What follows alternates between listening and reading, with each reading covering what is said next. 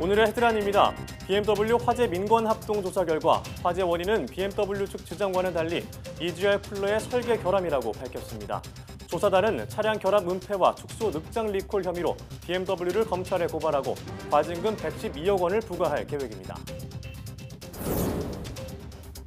인도네시아에서 발생한 쓰나미로 인한 사망자가 계속 늘고 있는 가운데 근처 화산 분화로 인한 해저 산사태가 쓰나미의 원인으로 꼽히고 있습니다. 특히 이 지역은 대형 자연재해가 자주 일어나는 불의 고리 위에 있어 추가 쓰나미 발생 가능성도 제기되고 있습니다. 국내 연구진이 실제 사람처럼 음식물을 씹는 로봇을 개발했습니다. 이 저장 로봇을 이용하면 이가 약한 어르신을 위한 부드러운 식재료 개발도 가능하다고 하는데요. 오늘 과학본색에서 자세한 내용 알아보겠습니다. 초연결, 초지능 사회로 상징되는 4차 산업혁명 시대를 만드는 다양한 신기술들이 개발되고 있습니다. 아직은 멀게 느껴지는 4차 산업혁명은 사실 스마트폰의 혁신에서부터 시작되고 있는데요. 스마트폰과 4차 산업혁명은 어떤 연관이 있는지 과학 돋보기에서 짚어봅니다.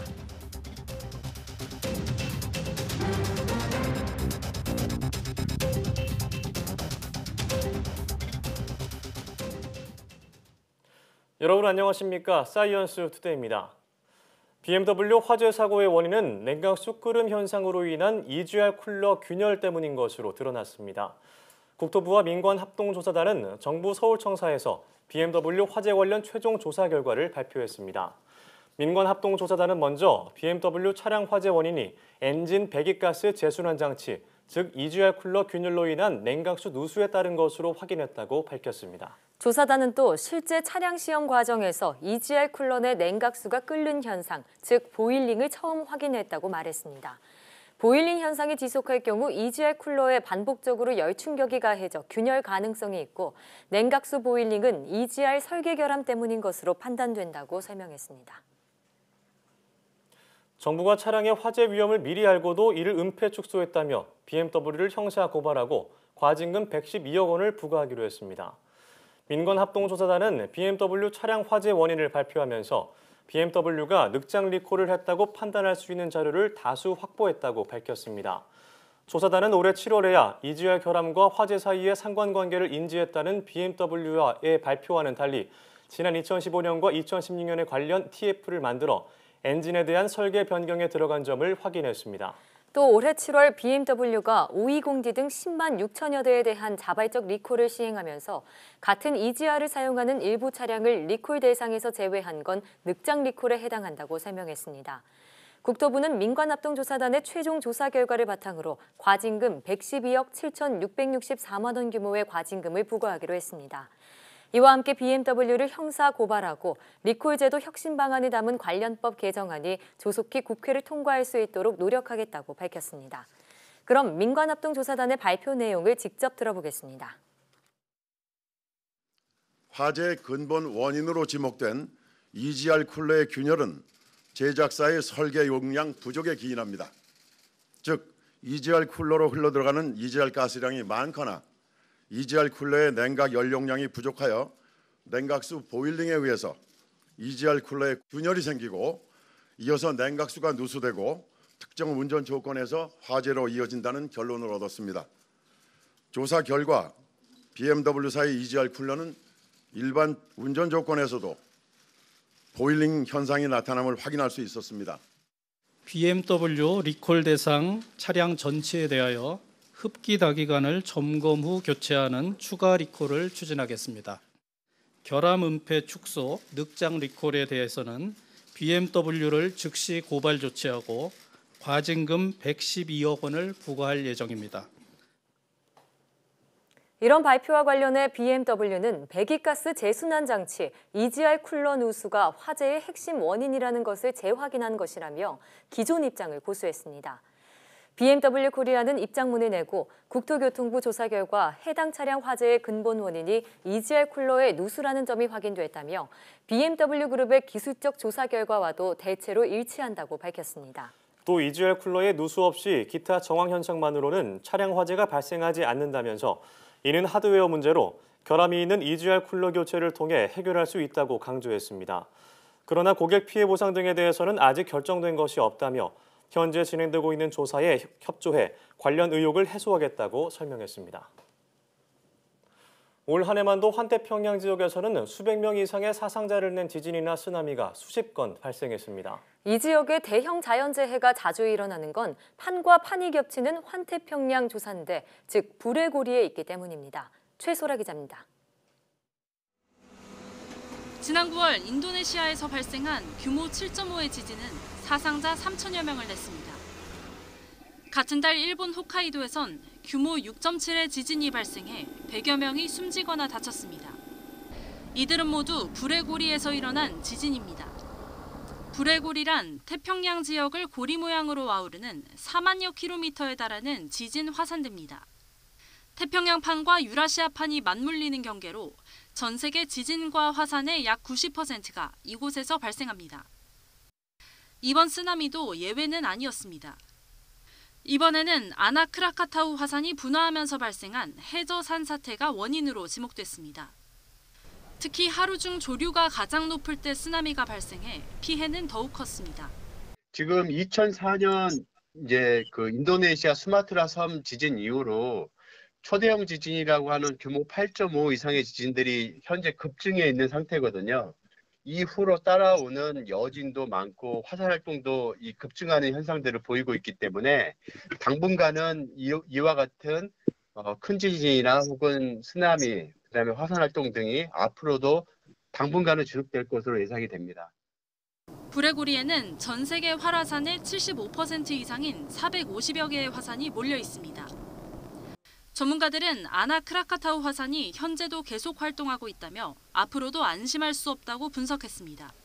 YTN 사이언스 최소라입니다.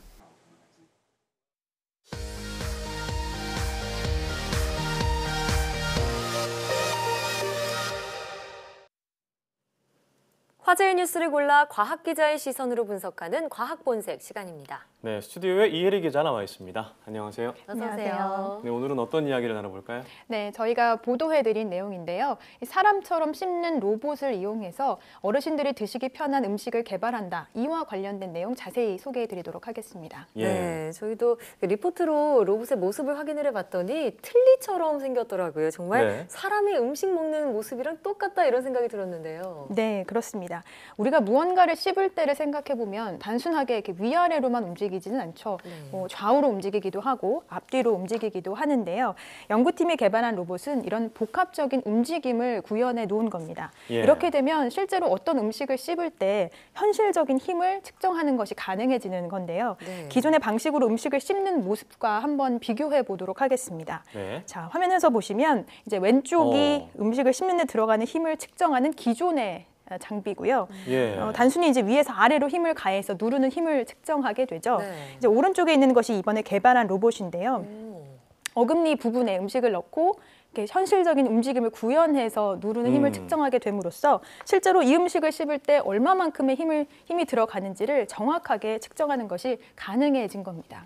네, 확실히 좀 차이가 나는데 위아래뿐만 아니라 좌우로 이렇게 움직이는 그러게요. 모습까지 실제로 구현되니까 사실 좀 징그러운 느낌도 있지만 너무 진짜 뭐 여러 같죠? 도움이 될 것 같아요. 네, 그렇습니다. 실제 뭐 저 로봇 안에 혀를 만들어서 넣을 수도 있고요. 또 호스를 연결해서 또 가림막을 설치하고 해서 네. 타액까지 분비되는 것을 연출할 수도 있는데요. 예.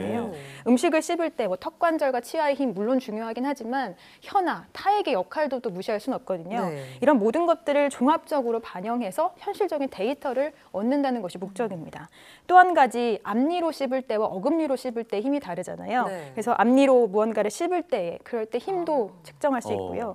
어르신의 경우에는 치아가 이미 빠져서 손실이 된 경우가 있는데 네. 이런 상황도 가정해서 힘을 측정하는 것도 가능합니다. 그렇군요. 네, 저 로봇을 개발한 박사의 이야기 직접 들어보시겠습니다. 네.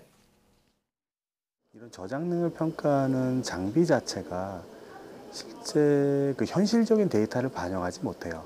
그럼 과연 그 개별적인 식품들이 가는 힘만을 단순한 그 장비를 가지고 찍는 것이 그 실제 값을 대변하는 것인가라는 건 좀 다른 문제라고 생각을 하고요. 그다음에 노인들이 실제 치아가 뭐 결손이 생긴다던가 연약해진다거나 이런 문제가 지속적으로 발생할 수가 있는데 그런 것들을 반영할 수 있는지 여부도 사실 좀 불투명한 것이고 실제 이런 그 저장 로봇 시스템을 만들었을 경우에는 노인들의 상태를 반영한 그 저장능을 보다 현실적인 데이터를, 실질적인 데이터를 만들 수 있다는 그런 점이 저희들의 목표라고 볼 수 있습니다. 네. 자, 그러니까 기존 장비보다 음식을 씹는 데 들어가는 힘을 좀 더 정확하게 측정할 수 있는 게 목표다. 또 그렇게 구현을 했다라고 하는데 그럼 실제로 이렇게 나온 데이터를 어디다 활용하는 건가요? 네, 로봇을 통해서 측정된 데이터는 이 식품을 부드럽게 만드는 데 활용이 됩니다. 네. 식품의 조직을 부드럽게 만들 수 있는 효소를 이용해서 식품을 이제 정말 연하게 만드는 작업인데요. 네. 식품을 만드는 이런 부드럽게 만드는 효소는 이미 시중에 나와 있고요. 연구팀은 시중에 나와 있는 이 22가지의 효소 가운데 이 음식을 가장 부드럽게 만들 수 있는 네. 최적의 온도와 시간을 고려해서 최적의 효소를 찾아냈습니다. 네, 그래서 그 효소를 가지고 이제 음식을 부드럽게 만드는 거죠. 네, 그런데 이렇게 부드럽게 만들어서 씹기 좋으면 좋겠는데 네. 사실 원래 음식의 형태라든가 강도가 좀 변형이 돼 좀 안 좋게 되는 게 아닌가라는 우려도 있을 것 같아요. 네, 실제로 뭐 이런 작업을 거친다고 해서 뭐 식품의 형태가 망가지지는 않습니다. 그래요. 그대로 유지가 가능한 부분인데요. 저런 과정을 통해서 얻을 수 있는 또 하나의 장점이 뭐냐면 음식의 이 부드러운 정도를 조절할 수 있다라는 겁니다. 네. 기존 음식의 강도를 100이라고 봤을 때 10까지 이를 줄일 수가 있는데요. 이 범위 안에서의 부드러운 정도를 얼마든지 조절 가능하다라는 얘기입니다. 박사의 이야기 직접 들어보시겠습니다. 모든 소재별로 전부 다 스크린을 해서 최적 효소, 그다음에 최적 온도, 최적 반응 시간 이런 것들을 갖다가 저희가 다 그 최적 조건을 설정한 다음에 그 조리와 그다음에 유통에 필요한 포장 단계까지를 다 고려해서 최종적으로 소비자가 제품을 열었을 때 우리가 원하는 물성으로 갈 수 있게끔 저희가 조절하는 기술을 가지게 됩니다. 네, 그러니까 결국에는 음식을 조리하는 그런 최종 단계까지 고려해서 그 부드러운 정도를 조절하게 된다 이런 얘기인 것 같은데요. 그럼 이 과정에 계속해서 로봇이 들어가서 그 힘을 측정하게 되는 거죠. 네. 그렇죠. 중간중간 로봇을 투입해서 어느 정도 부드러워졌는지를 체크를 하게 되는 거죠. 그렇군요. 자, 이렇게 중간중간에 로봇을 활용을 하게 되면 음식이 얼만큼 부드러워진지를 알 수 있을 것 같은데 사실 우리가 씹는 맛이라고 해서 왜 고기도 그렇고요. 네. 씹는 맛으로 드시는 분들이 식감이라고 계신데 하는데 네. 자, 그런 것들이 좀 해치진 않을까요? 네, 그래서 이번 연구에서 또 하나 중요한 과정이 있습니다. 실제 어르신들을 대상으로 조사를 하는 건데요. 연하게 만들어진 음식을 드셔보도록 하고 이 강도가 어떻습니까? 라고 이제 설문조사를 하게 되는 겁니다. 예. 연구팀은 이제 전국에 계신 200여 명 정도의 어르신들을 대상으로 이런 설문조사를 진행했고요. 말씀하신 대로 선호도와 좀 관련된 부분이 있기 때문에 실제 드셔보도록 하고 이 음식에 맞는 최적의 강도를 설정을 하게 되는 겁니다. 네. 앞서 음식의 강도를 본래보다 뭐 10% 정도까지 낮출 수 있다라고 말씀을 드렸는데 네. 실제 조사를 해보면 강도보다 한 30% 정도 약해졌을 때가 가장 좀 맛도 있고 드시기도 편하다라고 이야기를 하신다고 해요. 네, 그래서 선호가요. 그렇죠. 그래서 그런 선호도에 맞춰서 음식의 강도를 조절하고 있습니다. 네. 또 노인들을 씹는데 어려워하는 음식들, 예를 들면 드시고 싶은데 딱딱해서 잘 못 먹었다라고 하는 음식들을 또 조사를 하거든요. 네. 예를 들면 채소 중에서는 뭐 당근이나 연근 같은 경우 예. 이런 음식들을 딱딱하죠. 대상으로 우선적으로 연하게 하는 작업을 벌이고요. 또 고기의 경우에는 또 부위별로 강도가 다를 수 있는데요. 부위별로 또 각각 연구도 진행하고 있습니다. 네, 그 얘기를 듣다 보니까 사실 대다수 어르신들이 음식을 씹는데 좀 불편함을 겪고 예, 계시겠다 그렇죠. 이런 생각이 드는데 실제로 그 비율이 어느 정도로 나타나나요? 네, 65세 이상 고령자를 대상으로 조사를 해보면 절반 가까이가 음식을 씹는데 문제를 겪고 절반이나요? 있다라고 대답을 했습니다. 또 연하장애라고 해서 음식을 넘기는데 어려움을 겪고 있는 비율도 33%가 넘는 비율을 차지하고 있거든요. 문제는 이렇게 음식을 씹고 삼키는데 문제가 생기게 되면 전반적으로 영양 섭취에 어려움을 겪게 된다는 거죠. 뭐 영양실조로 이어질 수도 있고요. 그래서 씹고 삼키는 것이 이 어르신들의 건강과 직결된 문제라고 할 수 있습니다. 네, 보통 치아 건강 이 건치라 그래서 오복 중에 네, 하나라 그러잖아요. 맞아요. 뭔가 일리가 있는 것 같은데 그럼 이게 좀 하루빨리 만나볼 수 있으면 좋을 것 같은데 언제쯤 볼 수 있는 건가요? 네, 이 대목에서 좀 안타까운 점이 있는데요. 예. 국내에서 지금까지 이런 고령식품과 관련된 법령이 없었습니다. 아예 없었나요? 네, 예. 이게 또 제품으로 나오기 위해서는 관련 법령이 필수인데 아직까지 이제 마련이 되지 않았던 부분이 안타까운데요. 네. 가까운 일본과 비교를 해봐도 일본 같은 경우에는 2000년대 초반에 이미 이런 제도를 운영하고 있었거든요. 우리나라도 좀 늦은 감이 있지만 이전에도 좀 제도가 마련돼서 식품으로 좀 제품으로 출시가 될 수 있었으면 좋겠습니다. 네. 예. 정말 우리나라가 2020년에는 초고령화 사회에 진입한다고 하는데 하는데 어르신들이 좀 불편함 없도록 이런 관련된 식품들 마련, 관련 법제도 마련이 좀 이루어져야겠다는 생각이 듭니다. 자, 다음 소식으로 넘어가 볼까요? 네, 크리스마스와 관련된 소식을 전해드리도록 하겠습니다. 네. 크리스마스 하면 어떤 게 가장 먼저 떠오르시나요? 네, 크리스마스라고 저도 이제 복장을 좀 빨간색으로 입고 왔는데 아무래도 산타클로스 할아버지가 그렇죠. 생각이 나고 그리고 선물이죠, 선물. 네. 또 예수님의 탄생이지만 좀 여러 가지들이 생각나는 것 네, 같아요. 그렇습니다. 저도 한 7살 때까지는 산타클로스 할아버지가 있다고 믿었던 것 같아요. 좀 어린이 시청자도 있을 텐데 네. 있다고 해야 되는 거 아니에요? 있죠. 네, 그렇죠. 이렇게 어린들의 동심을 지켜줄 수 네. 있는 과학 기술이 있다는데요. 제가 예. 그 내용을 좀 소개해드리도록 하겠습니다. 예, 어떤 네. 내용인가요? 네, 미국 콜로라도주의 북미 항공우주 방위사령부의 소식인데요. 예. 해마다 이 북미 항공우주 방위사령부에서 크리스마스 이브에 산타의 위치를 알려주는 행사를 올해로 벌써 63번째 이어오고 있다라고 합니다. 산타의 위치를 추적해서 알려준다고요? 네, 물론 네. 가상이긴 합니다만 12월 24일이죠. 0시부터 이 임무가 시작이 돼요. 어떤 산타클로스의 위치를 방공 레이더 위성을 활용해서 실시간으로 알려주는 건데요. 네. 제가 뭐 홈페이지에 한번 직접 들어가 보니까 홈페이지를 통해 이제 모바일과 함께 공개를 하는데 네. 아직 이제 미국 시간으로 24일이 되지 않아서 카운트다운만을 확인할 수 있었습니다. 네. 그런데 어. 24일이 되면 그 위치를 홈페이지를 통해 공개를 한다라는 거죠. 자, 북미 항공우주방위사령부는 미국으로 다가오는 뭐 적국의 미사일을 확인하는 그런 그러니까요. 감시 체계를 갖춘 데인데 사실 왜 그럴까라는 생각이 들어요. 좀 왜 산타를 어울리지 않는 추적하는 것 건가요? 같고요. 그렇죠. 예. 왜 이런 일이 시작됐을까는 아주 사소한 이벤트로부터 비롯됐습니다. 네. 1995년으로 사연이 거슬러 올라가는데요.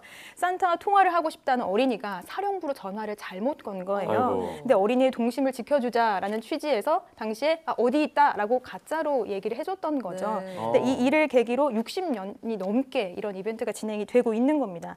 심지어 올해는 미국 연방정부의 셧다운임에도 불구하고 예. 이 특별한 이벤트를 이어간다라는 것이 방침인데요. 네. 미국 항공우주방위사령부는 올해 역시 트위터를 통해서 1,500명의 자원봉사자의 도움을 받아서 이 임무를 수행하겠다라고 밝혔습니다. 아니 이렇게 따뜻한 마음이 60년이 넘게 이어진다니까 좀 놀라운데요. 근데 자원봉사자까지 동원되는 걸 보니까 여전히 전화로 이렇게 물어보는 네. 어린이들이 많은가 봐요. 네, 그렇습니다. 수많은 자원봉사자가 올해도 함께 하는데요. 네. 지난해 트럼프 대통령과 함께 자원봉사에 참여한 부인 멜라니아 여사, 올해도 역시 자원봉사자로 예. 참여하겠다라고 밝혔고요. 버락 오바마 정부 당시에는 영부인 미셸 오바마 여사 역시 자원봉사자로 참여했습니다. 네. 얼마 전부터는 좀 재밌는 게 이 산타 추적 업무에 아마존 음성인식 비서 알렉사까지 합류했다라고 하네요. 네, 그렇군요. 참 이런 좀 무거울 수 있는 기관에서 네. 어린이 동심을 지켜준다고 하니까 좀 따뜻한 마음이 들기도 하네요. 그러니까 저도 이제 홈페이지 좀 들어가 봐서 산타가 어디까지 왔는지 확인을 확인해봐야겠네요. 해봐야겠습니다. 예. 네, 오늘 말씀 잘 들었습니다. 네, 고맙습니다.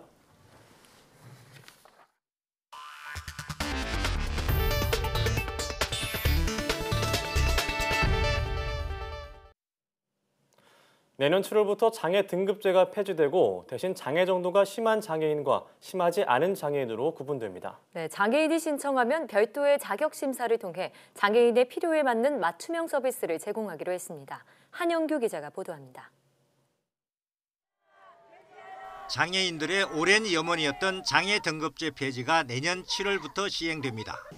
장애 등급제는 의학적 상태에 따라 1급부터 6급까지 세분화된 등급을 부여하고 장애인에게 제공하는 각종 서비스의 절대적 기준으로 삼아왔습니다. 하지만 내년 7월부터는 이 같은 등급제가 폐지되고 대신 장애의 정도가 심한 장애인과 장애의 정도가 심하지 않은 장애인으로 단순하게 구분됩니다.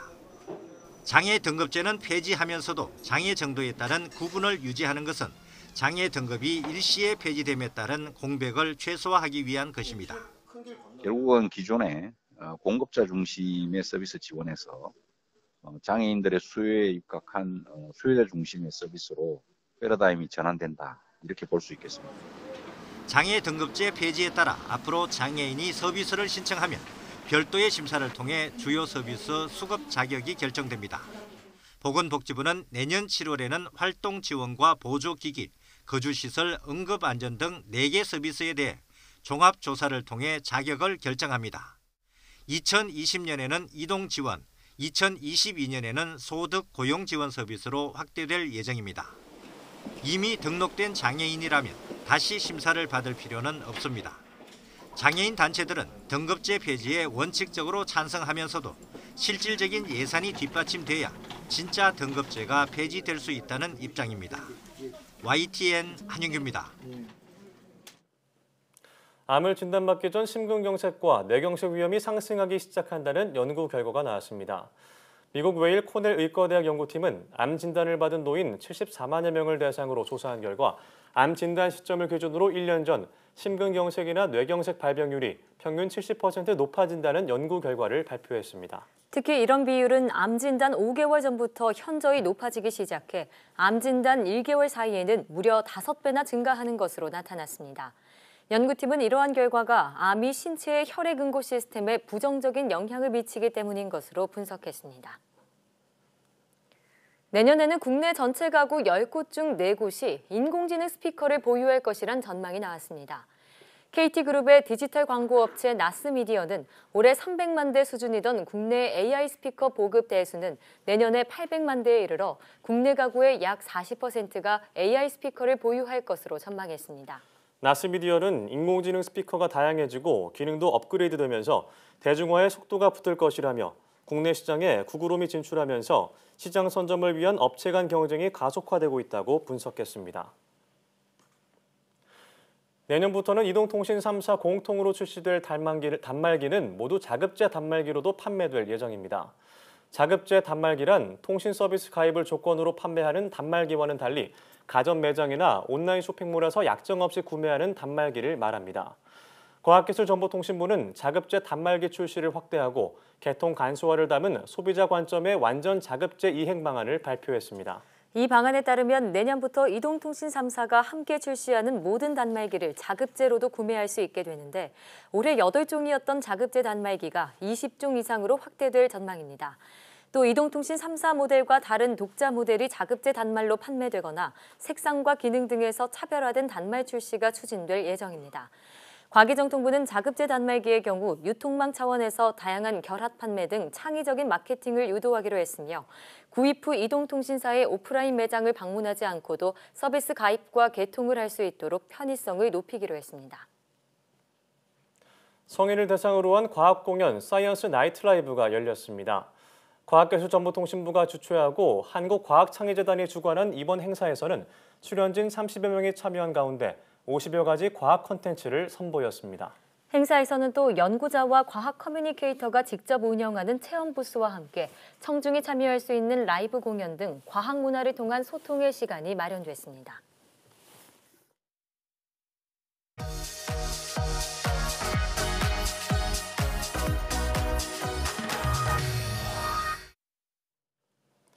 (4차) 산업혁명은 초연결과 초지능을 특징으로 하면서 더 넓은 범위에서 빠르게 영향을 미치는데요.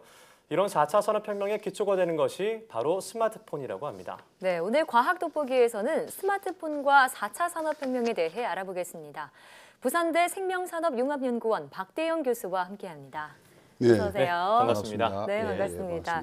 자, 최근에 스마트폰 100배 활용하기라는 책을 내셨죠. 오늘 가지고 나오셨는데 저도 좀 살펴보니까 뭐 스마트폰에 있는 기본 기능부터 여러 가지 유용한 앱들을 소개해 주셨더라고요. 자, 우선 이런 책을 내게 된 계기가 무엇인가요? 예, 이제 2007년도 스티브 잡스가 기존의 PDA와 MP3 그 플레이를 결합한 그 스마트폰이라는 핵심적인 도구를 내놓았는데요. 네. 이게 실제 핵심적이라기보다는 제가 볼 때는 융합 기술이라고 저는 생각하고 있습니다. 그래서 현재 스마트폰의 숫자는 우리 국민의 숫자만큼이나 많죠. 그런데 스마트폰은 사용자마다 각기 다른 콘텐츠를 생산하고 있는데요. 그것을 저는 1대 9대 90의 법칙으로 제가 설명하고 싶습니다. 그 1대 9대 90 법칙은 1%는 정보를 생산하고 9%가 정보를 퍼다 나르고 나머지 90%는 그냥 보고 지나가는 거죠. 그래서 결국 그 정보의 그 종속자가 되는 것입니다. 예, 그래서 이거 스마트폰을 죄송합니다. 다양한 활용을 통해서 그 4차 산업혁명의 시대에 대한민국 국민으로서 긍지를 주기 위해서 제가 스마트폰 100배 활용이라는 책을 편찬하게 되었습니다. 네, 그럼 그 교수님 책의 제목처럼 스마트폰을 100배 활용을 하려면 어느 곳에서 어떻게 유용하게 쓸 수 있을까요? 스마트폰 100배 활용에는 가장 먼저 기초적인 걸 보게 되면은 그 말로 문자 보내기 기능이 있습니다. 말로 문자를 보내기요? 그리고 또 문자 온 것들을 그냥 자연스럽게 읽어주는 기능이 있습니다. 그 토크풀이라고 합니다. 예. 토크풀이 기능도 있고 그것들만 잘 활용하게 되면 우리가 운전 중에 그 교통사고 발생되는 전체 사고 발생률이 한 그렇죠. 절반 이상이 운전 중에 스마트폰 조작입니다. 네. 말로 문자 보내기를 잘 활용하시면 운전 중에 스마트폰 조작을 하지 않고도 운전이 가능하기 때문에 교통사고를 줄여주는 효과가 있습니다. 예. 네. 뭐 그래도 운전할 때 아예 스마트폰을 안 보는 게 최선이겠지만 이런 음성 인식 기능을 활용한다면 예. 좀 더 도움이 되겠다 이런 말씀이신 것 같은데 예. 또 이 책의 한 챕터를 통틀어 가지고 이 스마트폰을 활용한 통번역 서비스에 대해서 설명을 해두셨더라고요. 예. 왜 이렇게 이걸 중요하게 생각하신 건가요? 이게 이제 개인적인 측면에서 보게 되면은 개인적 측면과 그 기업적 측면, 그다음에 국가적인 측면의 세 가지 측면을 세 볼 수 가지 있습니다. 측면이요. 예. 예. 첫째 이제 개인적인 측면에서 보게 되면은 우리가 해외 여행객이 지금 1,000만 명이 시대입니다. 예. 해외 여행 갈 때 이미그레이션에서 저분들이 하는 영어를 잘 알아듣지 못하면 리젝트 당하거나 그렇죠. 또 어디 가느냐고 물어보는데 그걸 대응하지 못하면 뭐 각종 불이익을 받게 됩니다. 네. 그런 측면에서 보게 되면 언어 소통의 부재에서 오는 것인데요. 이 언어 소통 부재를 해소하기 위해서는 기히 스마트폰에 있는 기능만 잘 활용하게 되면 그 언어 소통의 문제가 해결되는 것입니다. 네. 그래서 우리 개인적인 측면에서는 예. 그 언어 소통 부재를 해결하기 위한 하나의 방편으로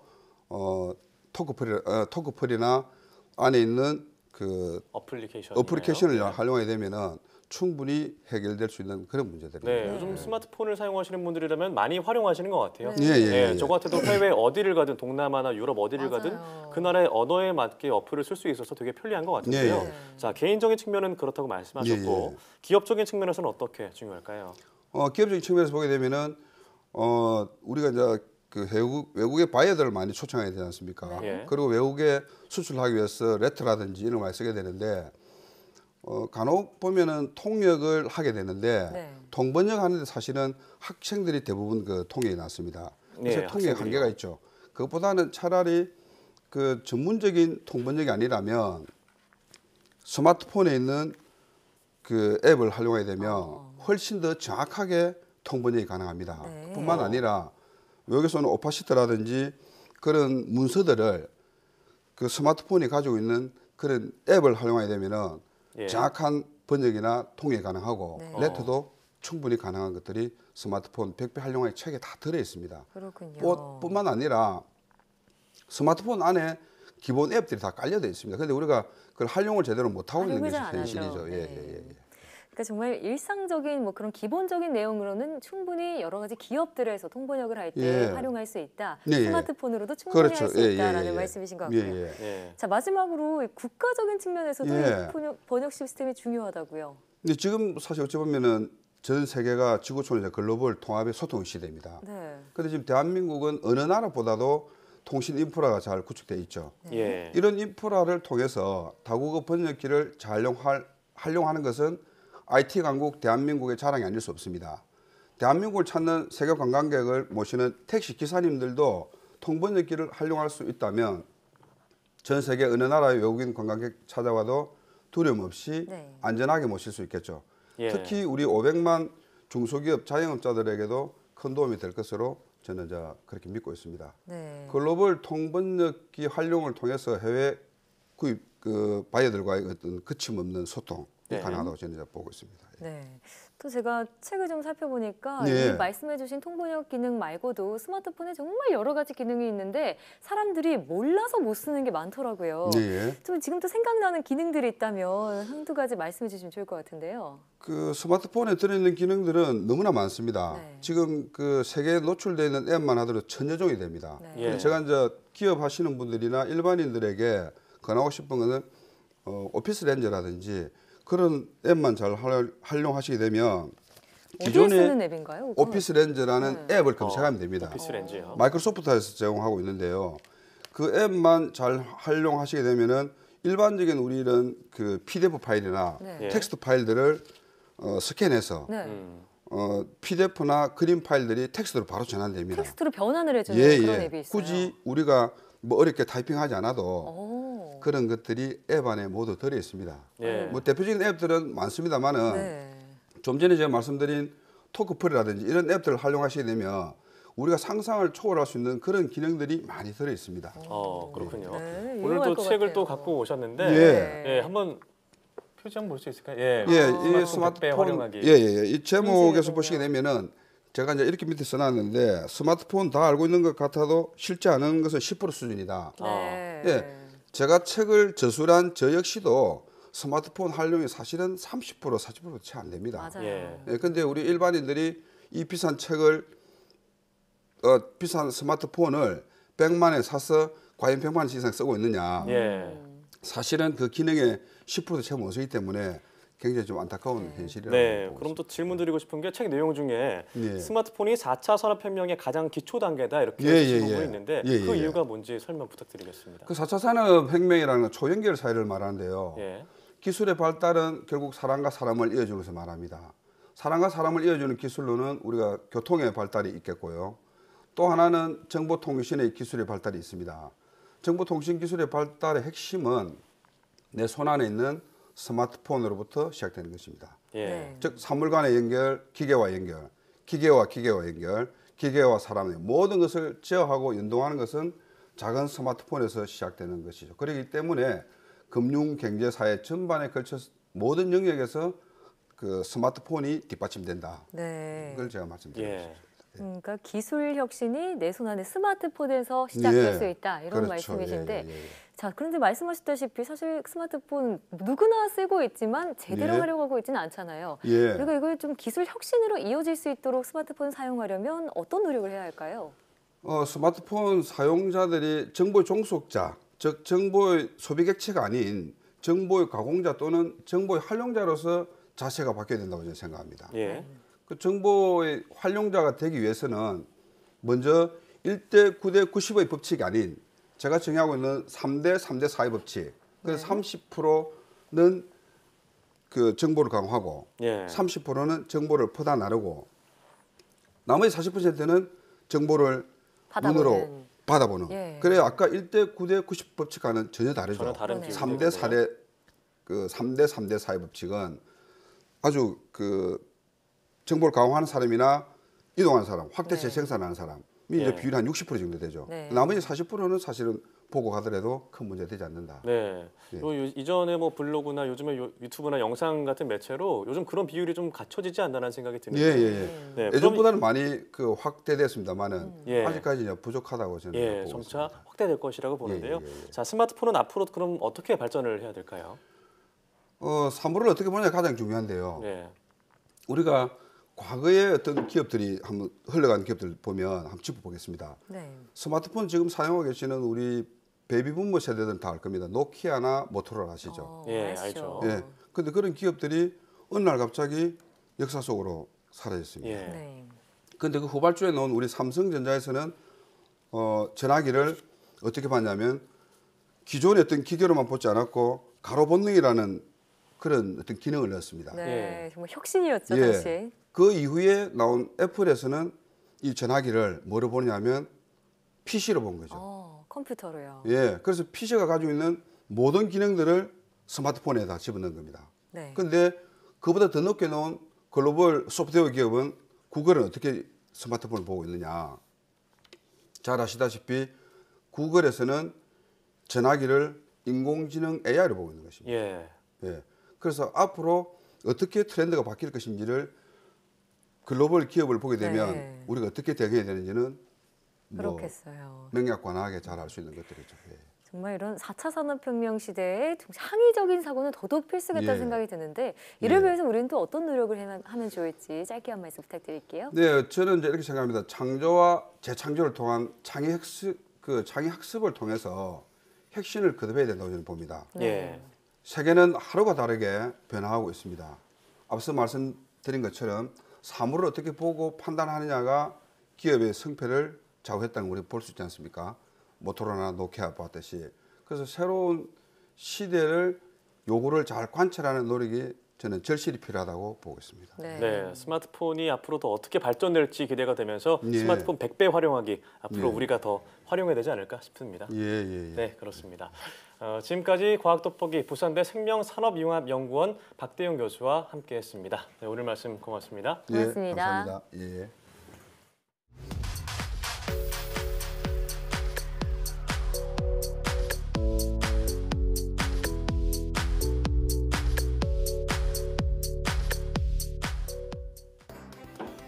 산타 할아버지가 전 세계에 있는 아이들에게 선물을 나눠주려면 얼마나 빨라야 할까요? 자, 이와 관련된 재미있는 연구가 하나 있습니다. 네, 전 세계 울지 않은 어린이 2억 명, 약 7,500만 가구를 이동해야 한다고 가정했는데요. 이 거리를 하루 만에 다니려면 무려 시속 818만 킬로미터로 달려야 한다고 합니다. 네. 시속 818킬로도 아니고 맞아요. 818만 킬로미터라고 하니까 제가 어렸을 때 산타 할아버지를 못 본 이유가 있었네요. 있었어요. 그러니까 정말 아무튼 성탄절 당일 날씨는 또 춥다고 하니까요. 연인이나 가족들, 친구들과 함께 따뜻한 크리스마스 보내시길 바랍니다. 네, 사이언스 투데이 오늘 저희가 준비한 소식은 여기까지입니다. 함께해 주신 여러분 고맙습니다.